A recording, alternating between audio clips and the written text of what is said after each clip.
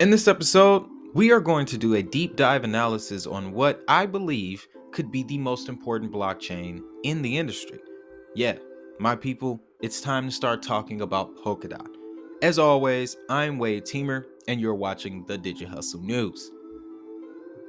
Now, Polkadot is the brainchild of Dr. Gavin Wood. He is also the co-founder of Ethereum and the inventor of the Solidity smart contract language. He began working on the idea to design a shared version of Ethereum midway through 2016, and the release of the first draft of the Polkadot white paper would eventually come in October of the same year.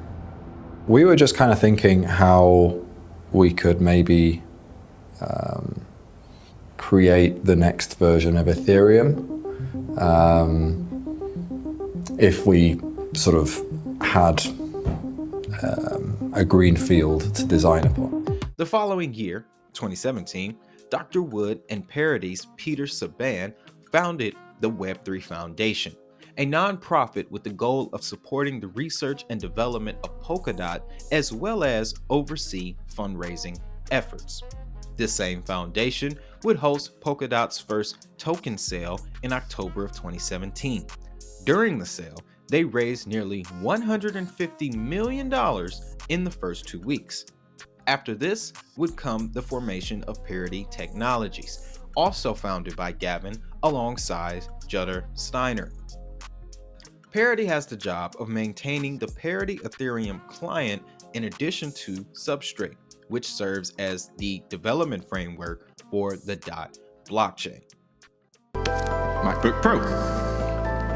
And I'm going to give you a demo of developing a custom blockchain and upgrading it online using this very computer. So let's see what I can do in 15 minutes. Now, a simplified version of what Polkadot does can be described as being the blockchain to connect all blockchains. But how do they do this? Downloaded a package called the Substrate node template.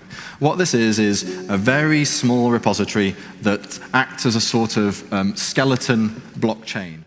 It all starts with Substrate.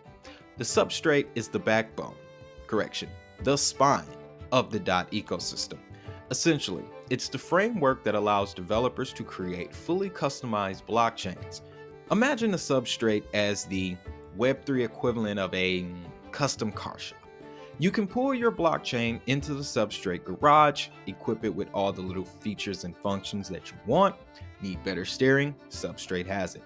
Bucket seats, neon paint, rims. You can get it all from the Substrate.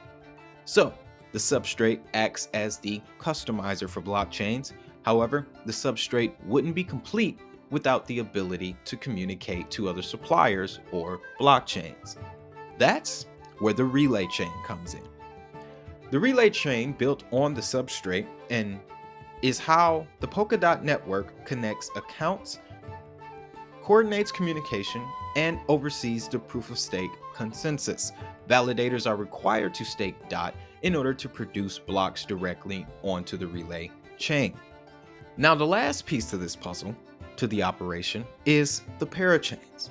Parachains are used to collect and process transactions while using the relay chain for finality. To increase throughput, parachains will process transactions concurrently across multiple chains, instead of queuing them and processing them in a sequential fashion. So, if the Substrate customizes and the relay chain communicates, the parachain serves the logistics of it all. All of these elements combined is what allows Polkadot to connect multiple blockchains in a seamless manner. At the core of it all is the DOT token, which serves a number of purposes including payment for fees, network governance, interoperability, and bonding. When messages or data is sent between chains, DOT is used for the fees. The token also ensures that network participants act in a way that does not damage the overall network. In order to create new parachains, tokens must be bonded to ensure incentive alignment. This process is commonly known as a parachain auction. Another key element to the Polkadot ecosystem is Kusama. Kusama can be described as an unaudited, unrefined version of Polkadot. It was created to test network technology and economic incentives in a real-world environment. Parachain developers also use Kusama to test ideas before deploying it to the larger Polkadot ecosystem. Now, one thing to take note of here, this type of system that DOT uses keeps liquidity within the system. As an investor, this is a good thing to see because this element will ultimately influence volatility and price appreciation both for DOT as well as Kusama. For example, at time of recording, the yearly ROI for Polkadot is almost 300%, plus one for the hodlers, right? Now, for those wanting to invest in Polkadot, it is available on a number of exchanges. More recently, it was listed on Uphold, which will soon offer staking for DOT with 10 to 12% APY. If you need help with finding a wallet or exchange to get some DOT tokens, I've added links in the description to some very trusted exchanges. Using the links below not only helps support the channel, but you too can also receive some extra bonuses as well. Overall, I now fully understand the power of Polkadot. What Chainlink can do for data collection aggregation, Polkadot does for the entire blockchain.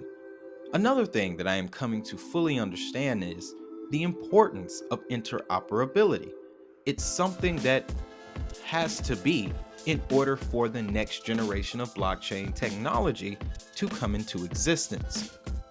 Polkadot is not just the first mover of an industry, but they're the first mover of a principle, a line of thinking that needs to exist in order for innovation to happen. If you found value in this video, you know what to do. Hit the like, subscribe, ring the notification bell so that you never miss another one.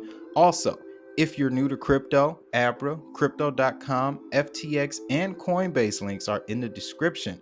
And as always, guys, before we leave every video, you know I want you to have a great day, have a prosperous day.